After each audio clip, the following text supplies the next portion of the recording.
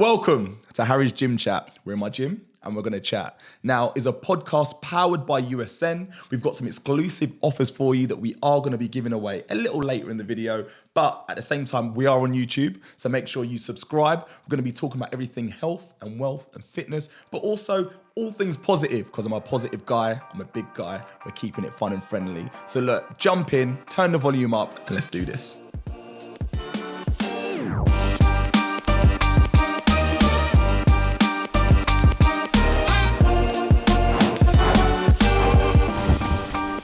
What's happening, people? Harry AA here, once again on a podcast with myself. And sat opposite me is someone who I would say is a driven person, someone who is a bit of a business mogul, a barrister as well, Marnie Swindles. Welcome to the show. Thank you for having me, Harry. Pleasure to be here. How's that for an intro? Not too bad. Yeah? You did all right. So I touched on a few things there. So obviously, we're going to talk about The Apprentice and the fact that you won it because I'm sat in front. I'm fanboying. But when you talk about who you are and what you are, how would you describe yourself? A hot mess right now, to be honest. Life has been chaos and, I feel like I've already lived a few different lives. I had my legal time. I had my time when I was competing as a boxer. Now I'm in the business side of things. It's been a journey, but the business side of things has definitely been the steepest learning curve that I've had. Let's talk about that. So let's talk about the start. Let's talk about way back when. So obviously... Back when I was in good shape. You want to talk about shape? I think you're in good shape. No. It's been a long time. Yeah. I loved it once and I would give it my everything. But as time's gone by, I just don't love it as much. Yeah, that's fair. I need to take a leaf out of your book. So all right. So we're talking about the love bug with sport, yeah? So you did boxing from a very young age? I started boxing when I was 17. Yeah. It was during a time when women's boxing wasn't even in the Olympics yet. So that didn't start until 2012. So when I started boxing, there wasn't really sort of a vision or a goal in mind. It would be train for 3 or 4 months, hope for a fight. There was only 6 women on the whole database in the UK. Question, so what's it like getting hit? What's it like getting hit? Because I do a non-contact sport. Obviously, light work for me, I can take it. So no, it's a hard sport. Yeah. It is a hard sport. It's not easy. For real. So when you're looking at training, you competed, so you took it to certain levels. So when did you sort of feel like you wanted to push it forward? At any point? Well, I knew the second I walked into the gym, it was never about fitness. I really went in there knowing I wanted to fight. But like I said, there was no women on the circuit. So I was getting impatient. There was no progress. Yeah. I took it to a certain level. So I trialed for the GB squad, tried to get on that pathway, didn't make the very final cut. And at that point, I was like, oh, do I want this? Do I love it? And when you're faced with people who are willing to dedicate their entire life to it, that's my time to go, do you know what? This isn't for me. And I think I can offer the sport a lot more from the perspective I'm in now. But when you talk about grassroots, like that in itself is pure transparency and honesty. You have a lot of individuals that try to make it seem like dedication, hard work. You've just taken an element of a passion that you had and you've put it in a space where you've been able to appreciate and shine a different light on the sport, right? 100%. And I feel like in boxing, I fought, I competed, then moved to a coach. I did some promoting of white collar events. Now I own a gym. So I've kind of maneuvered through these different capacities of the sport to find out actually this is where I'm meant to be. This is where I can shine. And yeah, I feel like I've found what I'm good at now. Yeah. And in between that phase, obviously you studied, you became a barrister. Yeah. How can you go from punching someone in the face to then obviously trying to slam like a law book on someone's face? Like, I fight by the pen, fight by the sword, right? Okay. So no, it was quite an easy transition. Like I feel like a lot of the characteristics it takes to step into a ring and stand face to face someone, you have to be just as fearless to walk into a courtroom and stand your ground. But that journey, that transition actually happened through boxing. So one night I was in the gym, venting away to a woman next to me, and I'm like, do you know what? I've just come out of uni. I have no idea what I want to do with my life now. I feel really lost. And she was like, I'm a criminal defense barrister. Do you want to come shadow me? And I said, yeah, cool. I'm a yes person. Let's do it. So I did. Followed her for a week. Fell in love with it. Love that. Fell in love with it. Like her presence. She walked in the room. It was that same sort of commanding sense. And I know you know what I'm talking about. Like when you're performing and yeah, I fell in love with it. Because you're in a room, you've got to obviously have hold your own, like you say. Yeah. But again, when you're talking about, I would describe you as quite a bubbly personality and you're quite energetic. And I get that sense straight away, especially meeting you. You see it obviously on TV when we've watched you and now you've seen it now. So would you say that energy is attracting that perspective? Yeah, 100%. I think my way of thinking is always like walk into a room like you own it, and what you give off is what you'll get back, you know, have that sort of commanding sense. I get asked all the time, like, how do you cope with being a woman in such a male-dominated industry like boxing? And it's that sense of just do it. What is that like though? What is that like? What are the barriers that you face and what are the hurdles that you've had to jump? There are barriers, but my way of dealing with that is to don't act like they exist. You know, I go into a room as Marnie, not as Marnie, the female in the, do you know? And that's always worked for me, because then people respect me for me, not for like what they would expect of a woman. Yeah. So for me, I think that approach works, and I can't say there's definitely barriers there, but I can't say that I've ever let that become a barrier. Yeah. No, that's strong. I think when I often, it's difficult. Obviously, I'm a male. So I'm a man, you know, when I walk into certain spaces, sometimes I don't think of certain things. But obviously, again, it's just having that idea of what's going through other people's head in those moments in times you take for granted, right? Yeah. But if you're saying that there are no barriers that you're seeing, you just walk into a room and you're happy, right? Well, there's not, because I'm elbowing them out the way all the time. Rule breaker. You know? We're all breaking out here. I think people expect me to, you know, come out and say, yeah, men have done this to me and this has happened and this happened. But genuinely, when you take that approach of just like leading with your, like you said, with your energy, people respect that. So if I'm stood there, and I often am talking to a group of guys or a session when it's all men and there's like 20 guys in front of me, I just command the room, because that's what I give out. Yeah. You know, if you go in there expecting to be seen differently, you will be. So has that trait always been in you? Have you had to learn to be that way?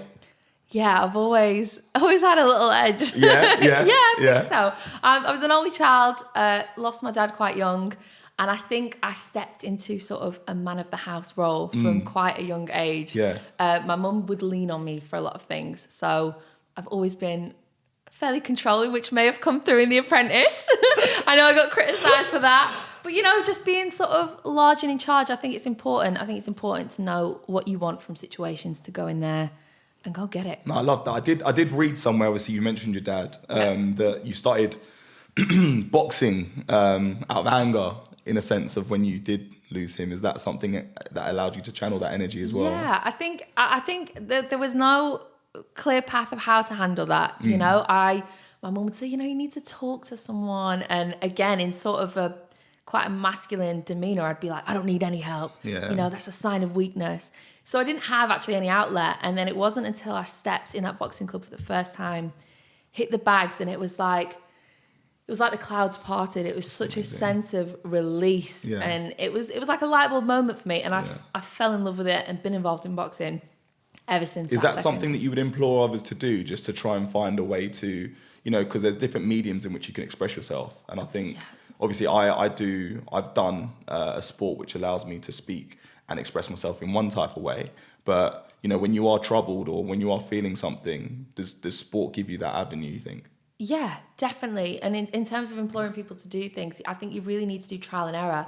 Therapy isn't going to be the answer for everyone. Boxing won't be the answer for everyone, but everyone does have that outlet. Having said that, I do think there's something innate and attractive about boxing. The idea of like having demons and being able to punch out, I feel like it feels like a very natural expression of aggression. So, well, like you said, it's natural. Let's be real. Like, I'm actually quite an aggressive person. You know, I lift heavy weights and I throw things down and I get pumped. And obviously, I sprint, I run. I obviously have a bow to my whatever else that I'm doing, tackling people nowadays on a different type of show. But it's okay to be aggressive. I think some people need to be told it's okay to be angry. It's okay to let your anger out, right? I could not agree with you more. And I think that's one thing that clicked with me with boxing, is because I already had this little edge and I already get frustrated easily. And for the first time, boxing celebrated that. Yeah. Where everywhere else in society, it was like, stay in your lane, be a good girl, stay calm. Boxing let me just get it out, And I think that's so important. I see a lot of young kids going through it, and I think this is exactly what they need. Yeah. You know, and it might not be a career for them forever, but in this moment, this is exactly what they need to get out of their system. Because there are some forms of therapy where people kind of scream, they shout, they smash plates. Yeah, like you need to get it out. And if you're suppressing all of this emotion, it can't be good for you. So hearing that honesty again, that transparency again, that, you know, what some people would class as a negative emotion was a positive overall. Yeah, I think like you were saying about lifting weights, throwing things down, it's that sense of exertion. And when that is not in your life, when people haven't got that physicality in their life, I think it really does have a massive effect on them. Even me, like where I have moved towards the more of the business stuff, I'm not in the gym as much anymore, fell out of love with it, but it has had a massive mental detriment to me. Like I can feel, I need it. I need that feeling back. Yeah. You know, and actually that was a massive part of when I was on The Apprentice and pitching this idea to Lord Sugar. I was saying, you know, I'm not trying to sell a gym that sells 6-packs. And I actually said, I'm not trying to sell fitness. I'm trying to sell feelings. I'm trying to sell the idea of what it gives a person to have like, that. I'm actually, I feel like I'm being pitched to. I'm getting it. Are you going to invest in my next gym, Harry? Yeah. So let's talk about The Apprentice. Like, firstly, when did you know you wanted to be on it? I'm a massive fan of the show. I've always wanted to, in my position in life, I've never sort of felt like I could apply to be on the show because I haven't really got a business idea, but I just like to do the tasks and all of this stuff. So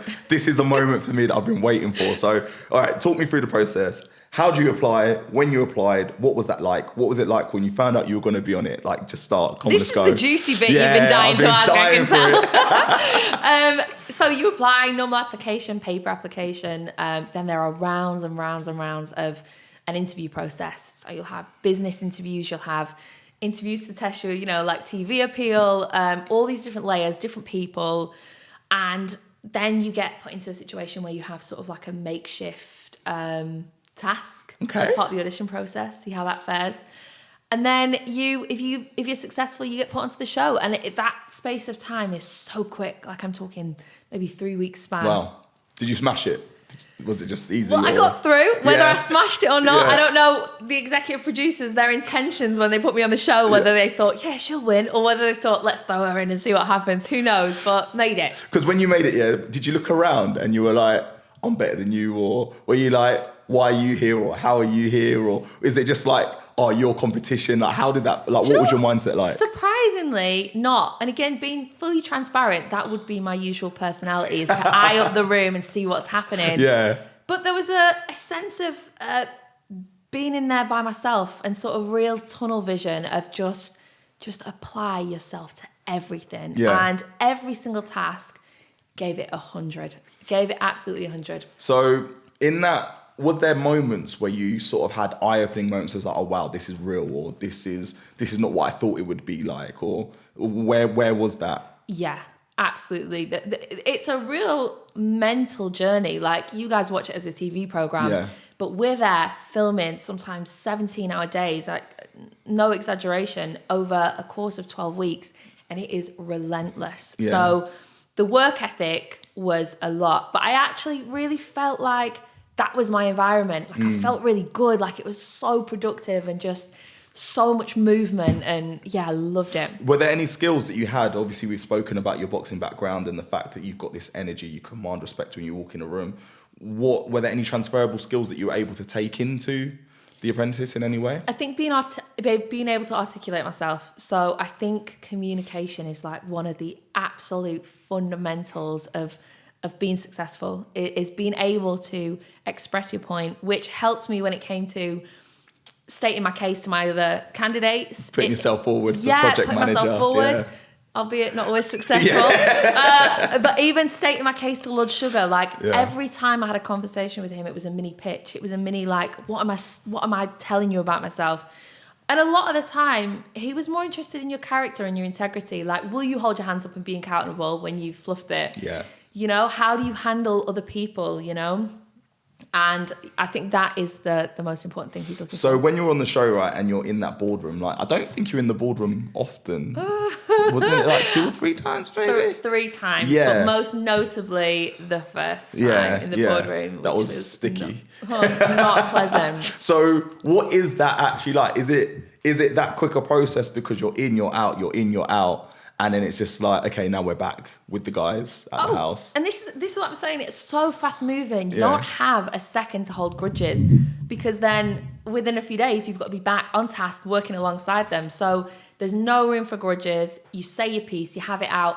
But it was actually a really refreshing environment in that sense. Because usually in life, everything is padded with fluff and niceties and formalities. It was a situation where I don't like that, redo it. Okay, no. And it was just so authentic. Yeah. And there's definitely a sense of camaraderie between myself and all the other candidates, that we got to that level of bluntness and came through it.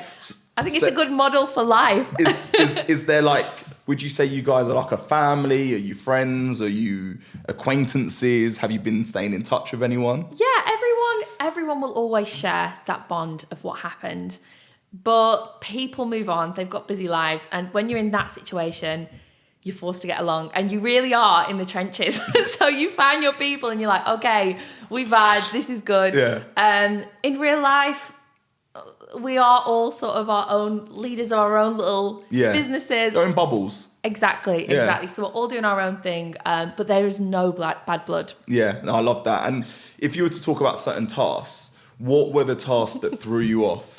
Or because like I look at it and I sometimes it's made to be so simple to us, but then we don't know how much actual time you have. Harry, don't get me started. Can I say now, for the record, right? None of us are as much of an idiot as the show will You're set up to portray. fail a lot of times. It's difficult. You have limitations. You have limitations in time. You have, just general limitations that don't allow you to create what you want to create. And sometimes you're given as short as 15 minutes and there's three strong minds and they're like, okay, we're going to brand a drink, do it. And it's not easy. Because wasn't there one task? Was it when you had to pitch? You're going to pull up all the dirt on me now, Harry. No, not at all. I'm trying to remember because I watched it so intently. But there were certain tasks where, was it the toys? Or there was a book or something with the character. Was it the giraffe one? Yes. We did a cartoon task. Yes. And we had to create a children's cartoon. We had, again, short space of time to do it. I was proud of myself in that task. I thought it was all right, yeah. I did the drawing for the giraffe and it was good. But I like that task. When you talk about articulating yourself, in those moments, you actually were just like, look, I've got an idea for this. It's this type of person, character, X, Y, and Z. It was like a Jungle Book theme where, this person, different character, animals. And I was like, okay, cool. I get it. Whereas the others were a little bit wayward with it, right? So that communication clearly gets you far. Well, you say that, but we're all trying to battle and we all in our own heads think, this is the idea we should go for. There are a lot of memes post Apprentice and it's like, Marnie, guys, I've got a vision. I used to keep telling the guys, guys, listen to me, I've got a vision. Yeah. But it's hard to comprehend when you're in that moment is that everybody equally thinks their vision is the best vision. So often we spend a good chunk of our allocated time just going, I think we should go with my idea. Yeah. Because everybody has the absolute best intentions. Obviously. None of us want to go back to the boardroom. So if we can win that task, that saves any of us going back. So when what was your favourite task? Oh, Dubai. Yeah, that was a good one. Dubai. I've never been to Dubai. Yeah. And we're woken up, as you know, at like 3 a.m. in the morning. Yeah. Told to pack our bags. We arrive at Heathrow and then we're told, guys, you're going to Dubai. That must have been amazing. It's such a unique situation. Where in life are you relinquish all control. Yeah. And someone just grabs you and throws you into a situation and you just have to thrive and Be swim. there. Yeah. So we get on a plane to Dubai and then, even better, we get told the task is a corporate away day. Yeah. And we are going to be taking Monica Tan of Huda Beauty, which for all the women watching will know how big of a brand that is. Yeah. We're going to take her on a yacht. Yeah. And a day out. So me and Victoria are thinking, oh my God, we're living life. A day on a yacht. Little did we know that what actually transpires is me necking gone off oysters to try and get them to eat them and swayed all over the place. We're late. They're frustrated.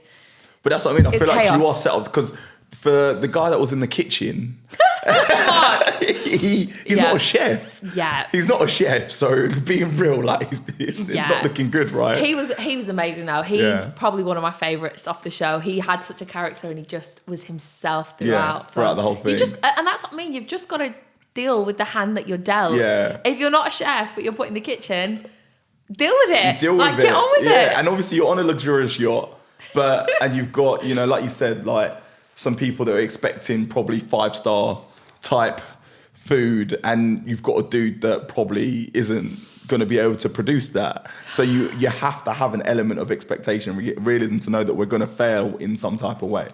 Yeah. You go into it with the best intentions and you think, if I give this everything, we can make it work. But character goes a long way. And actually, we were like, there is no way we've won this task. Yeah. The guests hated it. Yeah. That's what we thought. Then we get to the boardroom, and actually we won the task because we had less of a refund than the others. Yeah. And I think our personality carried that task. Me and Vic were on the front with the guests, and we were just laughing with them. And like I said, there was some oysters, and they said, "Oh, I don't want them. They've been sat there a while." I was like, "Let me have one," and it was my first oyster.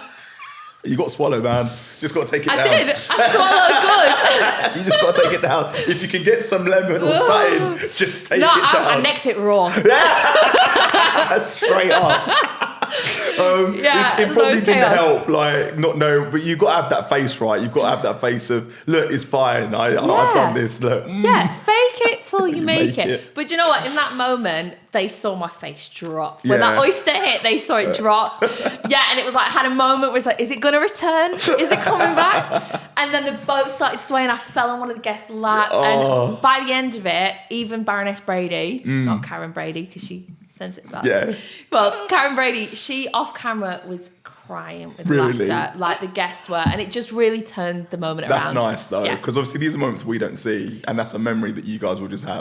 That is in my top 10 life memories. That moment. I love that. Am I correct in saying that the other guys were in the desert whilst you guys were in the yacht? Yes. And then they didn't have enough water for the other guests.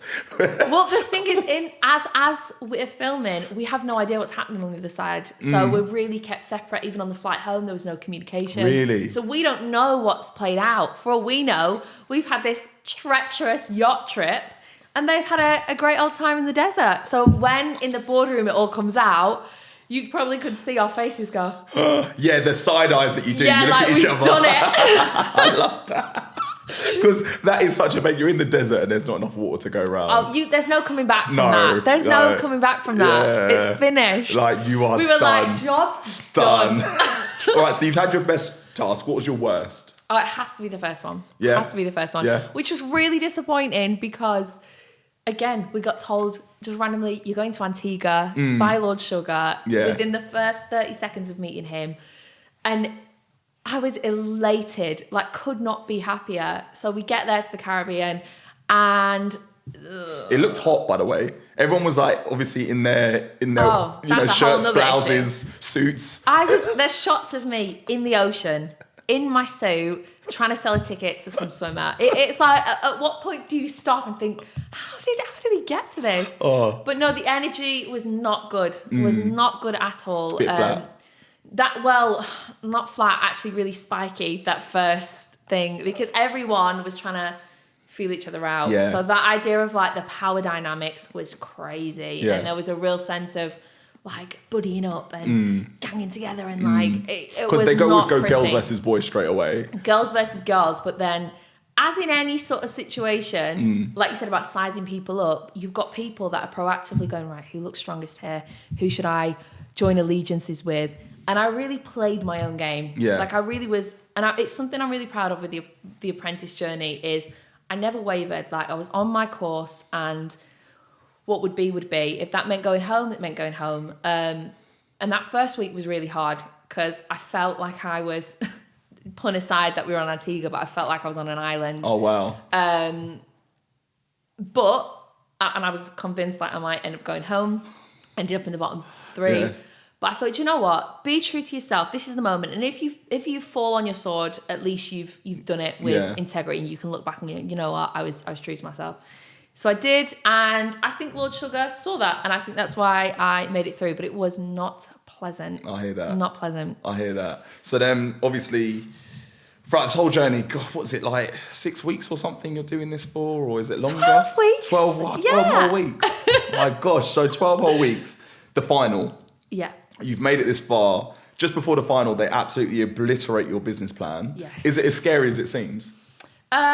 Yeah, it's scary. It reminds me of those moments where you're warming up before you go into a boxing match, and then your name gets called, and you walk into the room, you sit down, and it had so much sort of mirroring of those situations. So yeah, scary, but I think it needed to be. It needed to have that level of like standard. It needed to be an interrogation. Otherwise, everyone could do it. You know, it had to be hard. Because when you actually sit there and think about it, I think your business plan obviously came out one of the better ones than some of the others. I think some people, I think Vicky got kind of pulled apart quite a bit. And you just sit there and you go, like, it's in those moments you sit behind your sofa and you're like, oh no, like you feel for the individual that's in that hot seat. Yeah, it was actually really hard to watch because again, I wasn't in the rooms when they were, but when Victoria, Danny, Rochelle, when they all came down, they were upset. And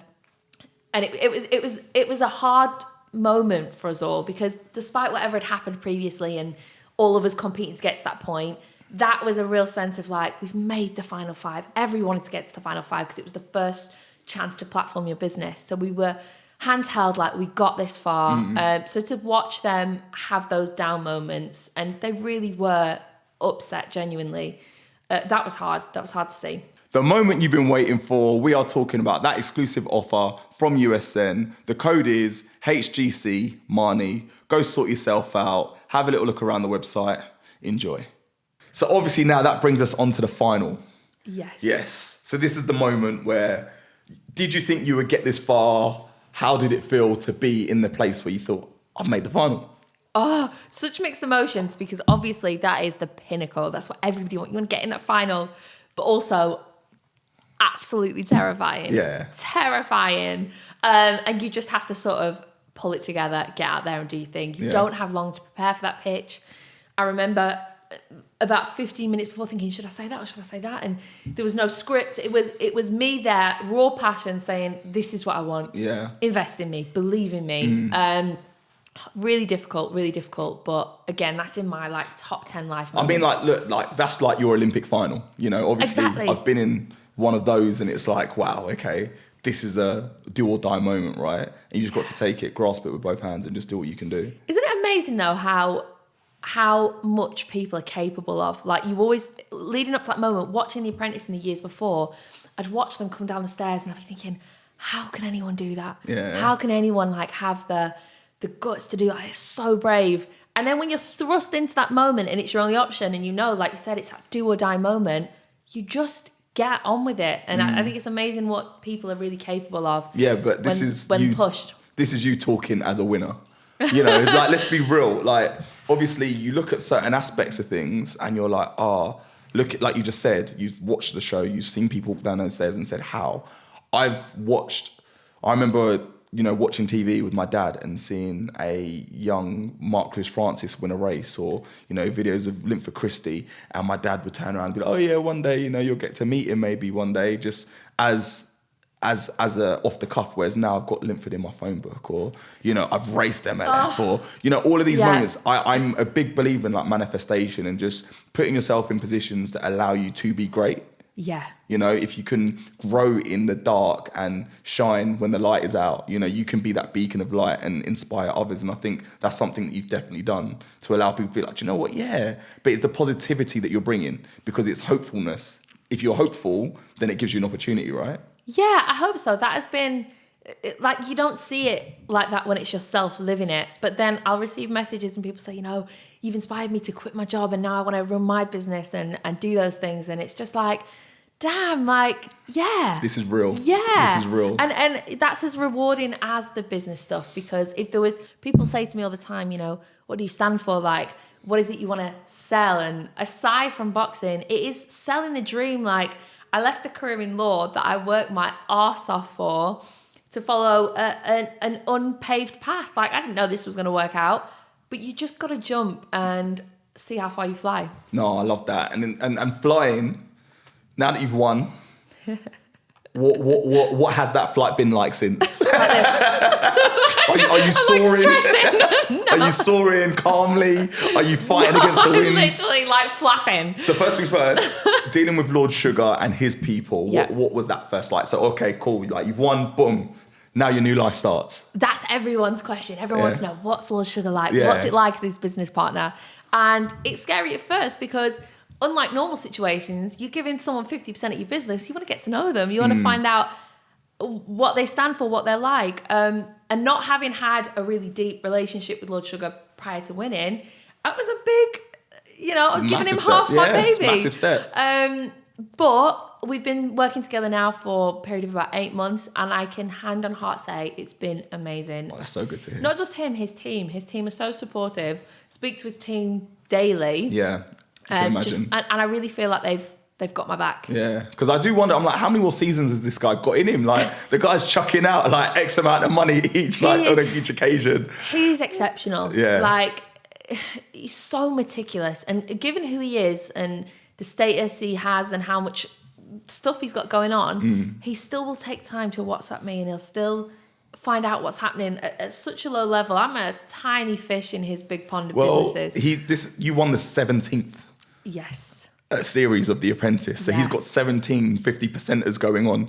Well, so the first format was a salaried role. Okay. So I think he's only had about 4 or 5. I might be making that up, but actual 50%. Every day's a school day.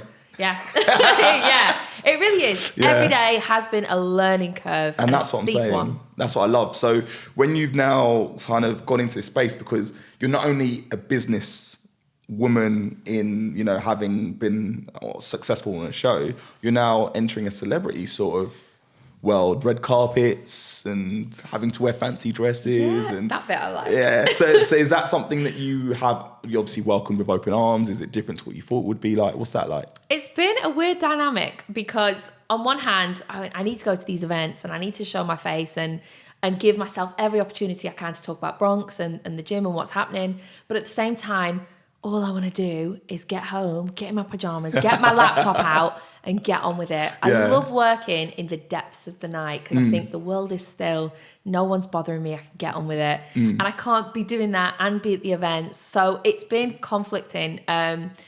My goal going on the show, and I know there is a lot of bad press about do people go on it to get famous.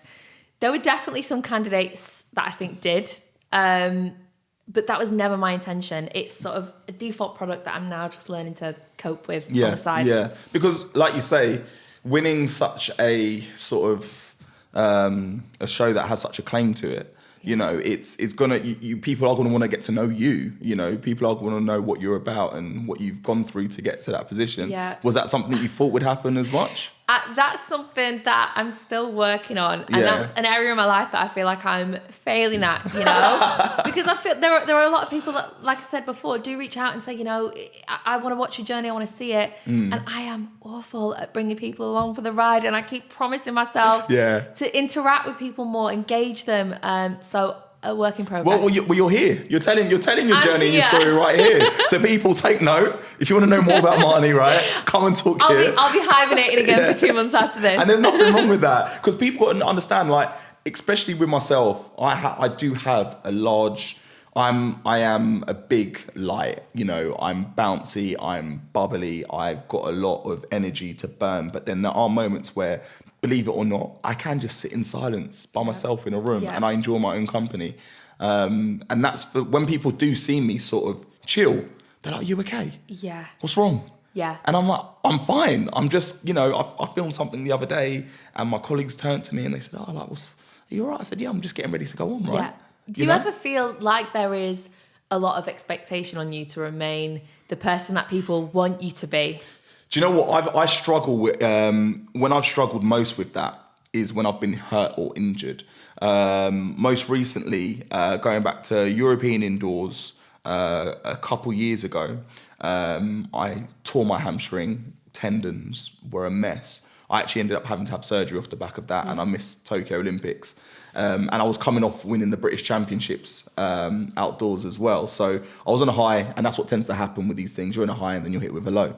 And I remember that championship, because I am such a loud character, social media for me is booming. People are sort of, they look at me in that type of way, that you're a loud character and you're this and that. So I remember entering a room in my crutches, and the room went sort of quiet, because what you've got to recognise is you've got athletes preparing for their own competition. You've got athletes preparing to win, to try and make a final. And they look at you, and what I would do is then all of a sudden I'd be like, what's going on? You know, and I'd get back into my usual flow. But deep down, I'm struggling, because I'm thinking, you know, fuck's sake, this hamstring, it hurts. I can feel it swelling. I just want to be upset. If anything, I need some comforting. But I'm one of the older members of the team. Some people don't recognise, they're not as emotionally intelligent to recognise that. But we're also in a selfish world where people have to focus on their own agenda. And I do struggle. And there was a moment where I was, because it was an indoor championships, it was freezing, and we were actually trying to get home. And I was going down on my crutches, and the floor was frozen. We were in Poland, and it was really cold and whatever. And I slipped and fell, and that's enough. I lost it. I said, fuck's sake, and I just lost it. Yeah. And I did actually turn to one of the support members of staff. It was James Hedger. Big up yourself. He actually turned around and he was just like, "You're all right." And I said, I'm just tired of having to be so positive right now. Yeah. And he was like, "Do you know what? That's fine. Just come with me. Like, let's just chat it out." And people don't recognise in those moments when, although you can be that leading figure, sometimes just someone putting their arm around you and being like, just chat shit to me, just, you know, be real with me. That's fine, you know, just get it out, and then you can reset, you know? I could not agree with you more. Like, there's a real sense, for me right now, that The Apprentice wasn't so long ago. There's still a lot of eyes on what I'm doing and how it's panning out. And I feel the weight of the world to perform. So even going back to that boxing analogy, like that idea of performing and being ready, being in court, performing. Even now, running a business, I'm performing. I'm constantly trying to show the world, like, I've got this, like, I've got it. But heavy is the head that wears the crown. And there is a lot of darkness that goes with that pursuit of trying to be successful. Like, social media, all that stuff, it's a world where you can be whatever you want to be. Yeah. But there really is, there is a lot of hurting. Right now I'm facing a lot of difficult decisions, you know, dealing with people and the future of the business, and then financial stress. Like, it's a hard world. It's a lot. And this is where people don't recognise a lot of what goes on behind the scenes. And I think this is a great space where people can actually have a moment, take time and appreciate the journey. Because although you've seen someone get to a certain point, you don't know what they did before. You don't know what they had to deal with through that process. Like, obviously we're talking about loss of loved ones. We're talking about dealing with emotions. We're talking about all of these aspects. And then people can judge you because you're on a certain place, in a certain space. And granted, you put yourself in that position, and then once you're in a successful point, it's them. I feel it's very British. I mean, Americans do it and whatever else. There's a westernized thing culture where it's like, everyone loves a downfall. Everyone loves to hear, oh, it didn't go well. Darn it. You know, oh no, it didn't go well. Yeah. So, you know, we need to sort of help each other, lift each other, and be a support. And like you said, those messages that you get from people that do say, oh, you know, you've inspired me, that gives you a little kick up the bum, doesn't it? It makes you think, do you know what? That helps me. So if you are watching, if you are listening, like, you know, although people in a learned position, you can still have some effect on their psyche. So the negative affects you, but the positive affects you even more. Yeah. And going back to that first week in The Apprentice, being in the bottom 3, I was dragged on social media, dragged on Twitter. And it was a really hard moment. And had it not been for people above me that had walked that path, so the previous winner last year, Harpreet, her partner Akshay, all these previous people that have walked that path, reaching down, grabbing me and going, you got this, like, come on. That's amazing. So it's not even just us going down and saying, guys, you can do this. It's the people above us that have walked that path saying, you'll get through it, you know? And that's so important. And coming off the show, even people in the boxing world, like Ben, the founder of Boxer, if he's listening, shout out to him, because he reached out we went and got a Five Guys randomly. I love That's that. where we ended up. Yeah. We was going to go Central London, get dinner. We ended up in a Five Guys on a rainy Sunday night. Simple. But you know what? Like, just talking it through with him, someone who's been there, like, you're not alone. You're never alone. But it's really easy to find yourselves in these pits of darkness thinking, how the hell am I going to get through this? Yeah. So if you were to like, you know, in the 8 months between winning it and being in this position now, what advice would you give to yourself? If you could start at that point again, what advice would you give yourself? Start at the point of having won. Don't overthink it. I spent a lot of time going back to what you said about that sort of like British culture, stiff upper lip vibe. I was always brought up never to show weakness. Like, my mum would never let me cry in front of someone. So there's always been that front. So even now, my output to the world is one that is refined. It's one that I want to show, and I'm a stickler for always showing the finished product and ta-da, look how glitzy it is. Yeah. But not showing the journey, not showing the time when my whole gym filled with sewage up to a knee high. No. Not showing the time when I found out every single wall was covered in asbestos, or when the lease didn't work out and I had to go back, or when I've had planning enforcements on me telling me I can't be a gym. Like, no one sees that. So one regret I have, because I think it would be so valuable for the viewers to see, that actually this is a bumpy road and it is not paved with gold. Like, there are ups and downs. I think that is such an important message, and one, again, I feel like I'm failing by not showing enough of it, and I'd like to show more of. Okay, so you can follow your own, you know, advice in that part now. Yeah. I'm holding you accountable You've now. just brought me to a revelation. I'm holding you accountable now. So yeah, people want to see the dirt, and you've got to show it. There's nothing wrong with that, and it's like that BTS sort of feel and that journey. Maybe we're going to see you on YouTube now with like a little, you know, cameraman following you around, being like, "This is what's happening." Cam, do you want a job? Yeah, that's the cameraman right now. Simple. So if you talk about Bronx Gym, right? Because it's a great space, you know. I think I saw one of your sort of like drawing designs, your CAD drawings of when it was the inception and how it's come together. As someone who's come from a background of not experiencing this type of world, what's it like being in this world and seeing your designs come to life?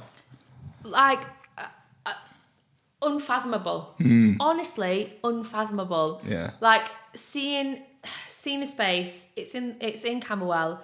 It's a big space, about to get even better. We're renovating a second floor, and even down to the physicality of the bricks and mortar, you know, I grew up in a caravan, and I would spend all my time in schools looking around the room going, if this was my bedroom, I'd put that there, and I'd have that there, and I'd have that there. And that same thing applied when I walked into this big empty boxing gym space. It was just walls, and I was like, I could put that there and that there. And my imagination has always been able to, whatever the situation is and how dire it is, I've always been able to imagine. So then seeing that imagination actually physically in front of me, like tangible, I can touch it. It's just, honestly incredible. That's so good because it's quite a unique space, like you said, like the exposed brick and having. It's about to get even better, you know, really? Harry. Exciting times are coming ahead. So currently it's a basement, but it's a huge basement. It's like double height ceilings, all exposed brick, really cinematic looking. And then the second floor, which I'm currently renovating and will be ready around the end of January. Here we go. It will have a cafe, it will have a sauna, it will have all the weights, it'll have, you know, running machines, cardio, all that stuff, have another boxing studio. I'm hoping it will be like the mecca for boxing. Yeah. Because, you know, boxing gyms are amazing places. Amateur, grassroots, spit and sawdust clubs have a real magic to them, but their facilities are not there. Yeah. On the other end of the spectrum, you've got these high-end, bougie, fancy facilities with no heart. No one knows your name, no integrity at all. So my whole agenda was to create that middle ground that has that spirit of the amateur gyms, but the community style of the higher end gyms. Because that's what one of your like unique selling points, right? Yeah, it was exactly. The fact that I remember you getting grilled about gyms being a saturated market and you know, how are you going to stand out? And for you, it was all about community, and it was all about people recognizing where they are, who they're with, and what they're trying to do. Yeah. Is that something that has come to life? Absolutely. Like, the gym has now, it's like core OG members, and it's really starting to feel like a family. People will check in on people if they don't come to the gym, and you know, we got younger kids that are coming up and starting to get that father figure dynamic with some of our coaches, and it's blossoming into something that has roots. You know, this isn't just a commercial offering we just popped up, we put some bags up and we started charging people. This is something people have an allegiance with, like they're connected to it. And I think they'll ride for us. So if the gym encounters difficulties, they'll be the guys that stand up and represent it. And that is all I could ever ask for. Yeah. Like, because that's, from a business perspective, that's where the longevity is. That's the same feeling that people buy into their football club because they back it. Yeah. You know? You don't back. Do you plan on like having events there? Yes. Well, I'd like to have some small events there, but I want to go big. I've spoke a lot about wanting to explore promoting events and go into that side of things, which I dabbled in previously, but I'd like to do it properly. I did read that somewhere. Yeah, you know, looking I'd like at to being go big. Like a mini Eddie Hearn, something like that. Mini? You know? Obviously bigger. I'm kicking Eddie Hearn off his pedestal, mini. Eddie, you listening? Harry. She's coming for your throne. Do you know what? I went to a TNT sports event and Frank Warren was there. And I always wanted to meet him, hadn't yet. And went over, introduced myself, and I shook his hand. Fangirl moment. And I said to him, let me get my hair flick ready. I was like, I'm coming for you. Oh, I love that. He's probably thinking, who's this little girl? Like, go away. But, you know, everything starts with that. You know, that might sound like a really big ambition now, but every big ambition started with a seed. Yeah. This whole idea of having a boxing gym started with being in my legal career and like just browsing on Rightmove, you know, seeing what's out there, just sowing that tiny seed. Yeah. And look at what it's became. So I think it's really important. That's it. That's another thing I think is important, is believing yourself, like believing actually what you can do. Yeah, I often tell a lot of people that being your own biggest fan is a must. My mum taught me that. You know, like, don't be scared of people. Don't be scared of them. It's you that's going to drive yourself forward. And it's so funny that you said that, you know, when you just said, I'm coming for you in that moment. I remember, I always get teased about this because when I was younger, I don't recall saying these things, but I did go around. I'd meet some of my idols and, you know, people above me. I think it was an MLF or a Christian. I'd shake their hand and be like, oh, yeah, I'm coming to break this record. Yeah. But I would just be saying that as a goal of mine, but they would look at me like, who's this cocky little... Exactly, I hate you. Who's this cocky little so-and-so? And I remember, like, when I was 14, I was the fastest 14 of all time in Europe. I ran 10.83, and then, you know, I was the first person to... And I may not have broke that specific goal, but then I've got a goal. So whether it was the first person to do the double at the World Youths, and, you know, going on to be... I think one of my best recollections of a thing that I've done is the fact that I was the first British... athlete to medal at under 18, under 20, under 23, and get a senior medal. So I was the first person to get a medal in every category in that perspective. So there's a lot of things that people don't know, but when you put something out there to do something, something's going to return. Listen, how the hell are you going to make something happen if even you don't believe it? Yeah. Like, how are you going to do it? Yeah. And I think self-esteem is such a barrier. You know, like I said, get these young kids come in and they're from... bad situations, involved with the wrong people. And often, when it comes out, when you start talking to them, the thing is, they don't think they can do it. So they've got themselves out the race before they've even had a go. They've accepted defeat. They've accepted defeat. They've accepted their fate. And you have to, and it's something I struggle with because I'm also my own worst critic. Even watching that pitch back in the Apprentice, I thought, I should have said that. Why didn't I say that? I missed that. But you've won. But people say that. But for me, I've still not had that like glory moment of thinking, yes, well done. Like it's still, you could have done a bit better. Yeah. You should have tried a bit harder, you know? So it's important to be critical, but it's also really important to actually, in your gut somewhere, know like, you know what, I actually could do this. I could be, like you with that thing, I could be that person that breaks that record. Yeah. Like, I got it. And the thing is, I find that if, let's say, for example, you were to sit there and it's not necessarily you're trying to, you know, there's a realism of being, of setting goals and allowing yourself to believe, but it's also celebrating those micro victories. Because if you're not sort of celebrating the process and, you know, one day it's, you know, for a lot of people it might be like, I want to go to the gym, you know, for 3 times a week. And when you achieve that, celebrate it. You're allowed to pat yourself on your back. rather than obviously in my world of athletics and sprinting, yeah, you're only as good as your last race. You could literally run a personal best 2 weeks ago, but you then have a bad race, you focus on the bad race when actually 2 weeks ago, I just smashed my personal best and it's put me X, Y, and Z in the world. And there's so many things to celebrate around it. Be proud at where you are and what you're doing. Yeah. But yeah, as Brits, we just don't celebrate micro victories enough. So I was going to say, like, I find that really hard, really, really hard. I can't think of a moment in the last, even though people would say, oh, you've achieved so much, like you've done well. I can't think of a moment looking back where I felt it, where in myself I was like, I'm so happy. And maybe it's my own downfall and my curse is that I constantly want more. Like, it could have been better. Like, if we make this much money, it could have been a few grand more than that. Yeah. Or it's always... Do you know, the thing is though, there's traits within us that obviously is a drive. That's what drives you. Do you know what I mean? But maybe that is the point where we're going to have to pop round and be like, yo, chill for a minute. Let's celebrate for a quick second.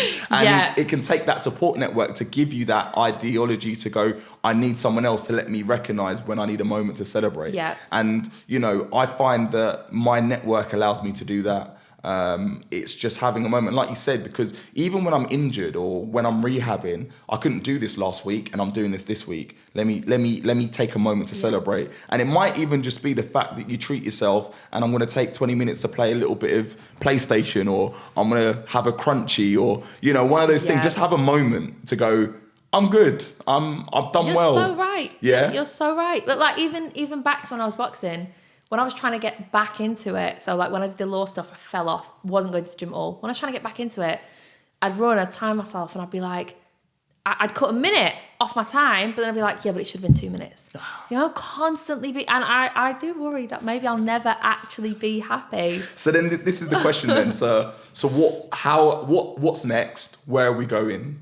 And how are we going to now be happier with what we're doing? I like how you're saying we, because that suggests you're going to get on my case like, you did well, be happy. I'm going to share that support there. network now. Yeah. Well, even that in itself is hard. Like, I do feel very alone in all this. I don't have a lot of time to spend with friends, so yeah. No, you're busy. You've got a lonely lot on. journey. Like you said, you know, you've taken on a big responsibility. And with Bronx, is it the case of expanding, you're renovating, all of these things? So the plan is get this second layer sorted in February, open, get that established.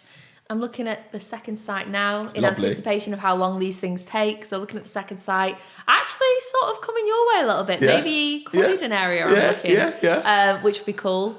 Would love to just keep expanding. The more gyms there are, the more access there is to it, the more lives we're going to hit and impact. And for you on a personal note, like where do you feel like you want to be? Like, how is it? What can we expect from you on a personal note? Because obviously now we're going to see the BTSs anyway. Yeah, I'm going to make a commitment. Here is my vow to doing it. On a personal note, I just want to, I want to be more accountable, want to show people what it's all about, and let people come along on that journey a little bit more.